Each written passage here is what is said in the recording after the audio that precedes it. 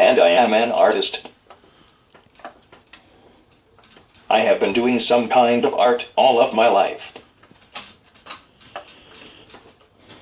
I started painting on a regular basis about 38 years ago.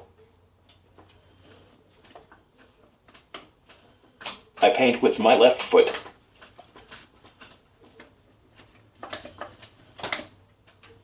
I also control my power wheelchair and my communicator with my foot.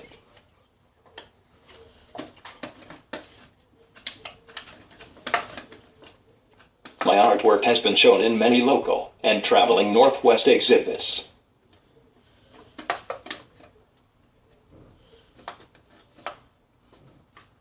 I've lived in Seattle for the last 33 years, but I'm originally from the town of Garfield, south of Spokane. I would like to tell you a little about my disability. I was born with cerebral palsy and have been a wheelchair user my entire life. When I was born, I came out feet first and was not breathing. Luckily, I had a very good doctor who performed CPR on me for 7 to 10 minutes until I was revived. This is how I got cerebral palsy. Cerebral palsy makes it hard for me to control my muscles. Sometimes my arms move without my control. If you don't watch out, I could really belt you one with my fist.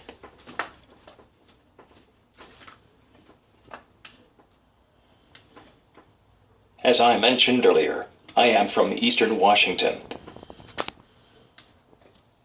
I grew up living at home with my mom, dad, and siblings.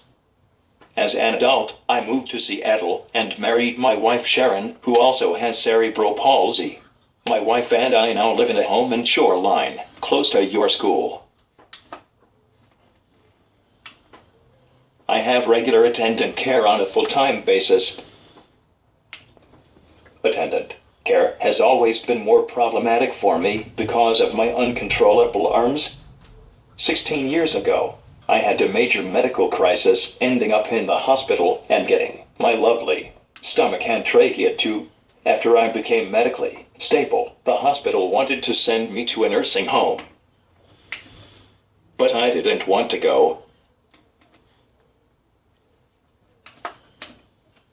The problem was, how could I get home, and how could my care staff learn all my new care needs? Some of the staff at the hospital listened to my needs and helped me develop a plan. After I was well enough, I was admitted to the rehabilitation unit at University of Washington Medical Center.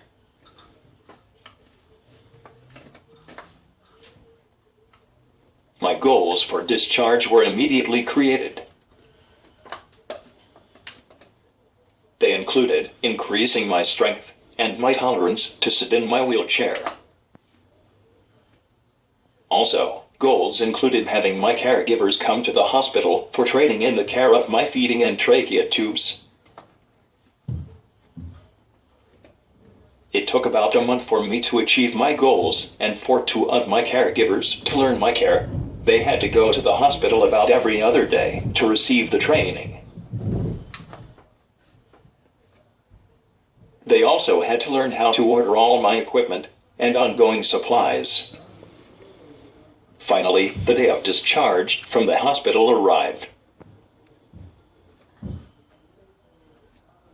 I was really scared. I didn't know if we could really pull it off. But we did it. And I love staying in my home.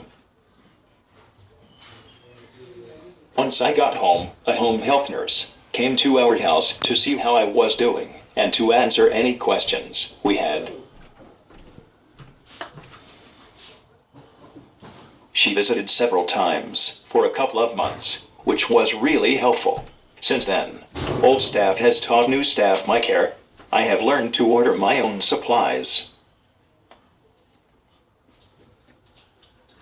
A nurse still comes to our house occasionally to show caregivers new procedures. I require more time with caregivers than I did before my hospitalization, and this applies to when I go out in the community. When I go to the movies, a play, an event, or just out for a drink, my caregiver usually comes with me. This is important to point out to you for a few reasons. First, it is good to mention that attendants are not my interpreters, and therefore you should talk directly to me. A lot of the time people will ask my caregivers what I want even though I am capable of talking with my echo communication device. For 19 p.m.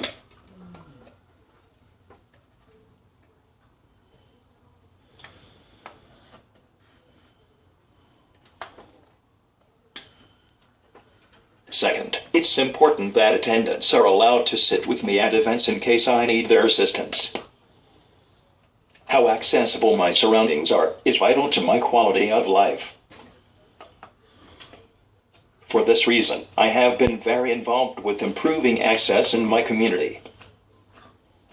I think I can say that I am well trained on accessible places. When I go out, I look all around. I look for accessible sidewalks and entrances. More than half the doors in my community around Seattle are not accessible for some of us in wheelchairs.